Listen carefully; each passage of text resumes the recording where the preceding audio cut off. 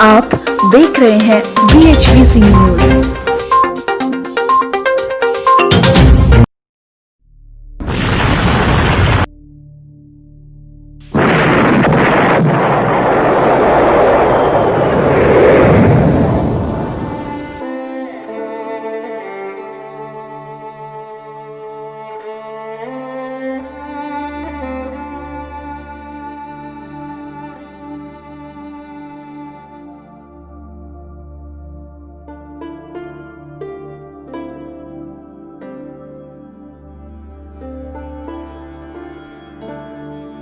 मंगलवार को तबाही का ऐसा मंजर आया, सब कुछ मलबे में तब्दील हो गया। लेबनान की राजधानी बेरूत में एक बड़ा धमाका हुआ। धमाके में जान माल का बड़ा नुकसान हुआ। पहले ही आर्थिक संकट से परेशान लेबनान को इस धमाके ने सदमे में डाल दिया।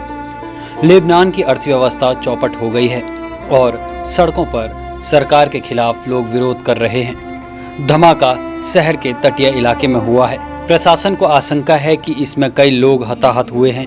ऑनलाइन पोस्ट किए गए वीडियो में धमाके के दृश्य काफी भयावह है। आग की लपटों के साथ धुएं के गुब्बारे उठ रहे हैं। अभी तक धमाके की वजह पता नहीं चल पाई है। कुछ रिपोर्ट में इसे हादसे के तौर पर देखा जा रहा है। राजधानी बेरूत में मंगलवार देर रात हुए धमाके में मरने वालों का आंकड़ा बुधवार सुबह 100 हो गया है। 4000 से ज़्यादा लोग घायल हो गए हैं। इनमें से कई की हालत बेहद गंभीर बताई गई है। इस बीच लेबनान के प्रधानमंत्री ने कहा कि शिपमेंट में 2750 टन अमोनियम नाइट्रेट था।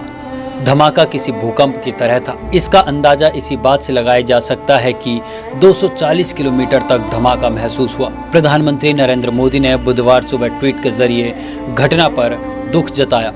वहीं अमेरिकी राष्ट्रपति डोनाल्ड ट्रंप ने इस धमाके को भयानक हमला करार दिया। कहा, यह बेहद खतरनाक किस्म का हमला नजर आ रहा है।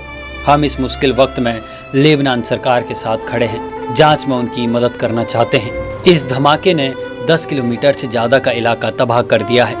ये धमाका हादसा है या आतंकी साजिश, इस बारे में अभी तक पुख्ता जानकारी नहीं है। अंदाजा लगाया जा रहा है कि धमाके की तीव्रता करीब 1000 टन TNT विस्फोटक के बराबर थी। यह एक छोटे न्यूक्लियर ब्लास्ट जितनी होती है।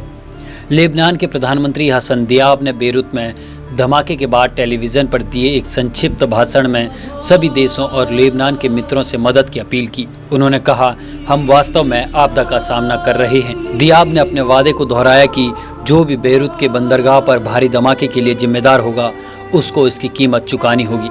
हालांकि उन्होंने इसके पीछे के कारणों पर टिप्पणी नहीं की। दियाब का भाषण बेरूत में हुए विस्फोट के बाद आया है। उन्होंने देश में 2 हफ्ते की इमरजेंसी का ऐलान किया है। लेबनान की सरकार का कहना है कि 2750 टन अमोनियम नाइट्रेट 2014 से ही बंदरगाह पर रखा गया था। धमाका इतना बड़ा था कि करीब 240 किलोमीटर तक इसकी आवाज़ सुनाई दी।